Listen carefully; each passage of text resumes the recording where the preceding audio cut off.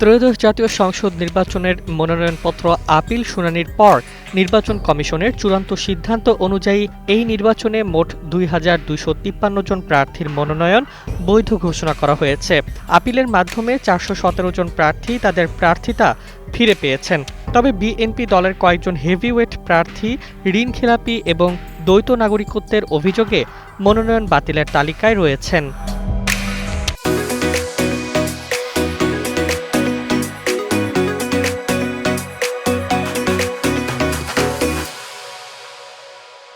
বিএনপির মধ্যে যেসব প্রার্থীর মনোনয়ন বাতিল হয়েছে তাদের মধ্যে আছেন যশোর ৪ থেকে টি.এস. আইয়ুব, কুমিল্লা ৪ এর মঞ্জুরুল আহসান মুন্সী, চট্টগ্রাম ২ থেকে সারোয়ার আলমগীর এবং কুমিল্লা ১০ থেকে আব্দুল গফুর ভূঁইয়া।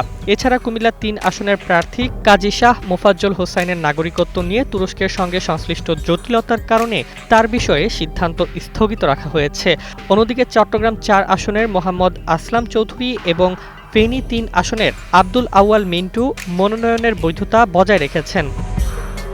বাংলাদেশ জামায়াতে ইসলামী দলের প্রার্থীদের মধ্যে অধিকাংশই আপিলের মাধ্যমে তাদের প্রার্থিতা পুনরুদ্ধার করতে সক্ষম হয়েছেন। তবে চট্টগ্রাম ৯ থেকে ডাক্তার এ.কে.এম. ফজলুল হকের দ্বৈত নাগরিকত্বের অভিযোগে আপিল নামঞ্জুর হয়েছে।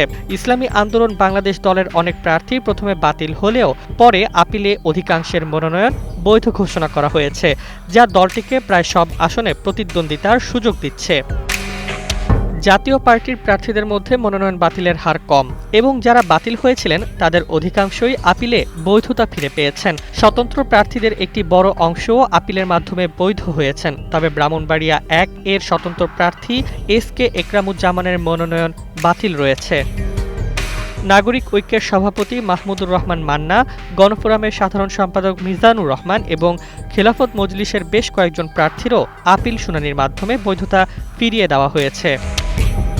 যাদের মনোনয়ন আপিলেও বাতিল রয়েছে তারা উচ্চ আদালতে আবেদন করার সুযোগ পাবেন। তবে এটি সময়সাপেক্ষ এবং সাধারণ নির্বাচন কমিশনের সিদ্ধান্তই চূড়ান্ত হিসেবে বিবেচিত হয়। আগামী ২০ জানুয়ারি পর্যন্ত প্রার্থিতা প্রত্যাহারের সময়সীমা থাকছে এবং নির্বাচনের ভোট গ্রহণ অনুষ্ঠিত হবে ১২ ফেব্রুয়ারি। নির্বাচন কমিশন এই প্রক্রিয়ার মাধ্যমে স্বচ্ছতা ও ন্যায্যতা নিশ্চিত করার চেষ্টা করছে, যাতে আগামী নির্বাচনে জনগণ তাদের ভোটাধিকার সুচারুভাবে প্রয়োগ করতে পারে এবং দেশের গণতান্ত্রিক প্রক্রিয়া শক্তিশালী হয়।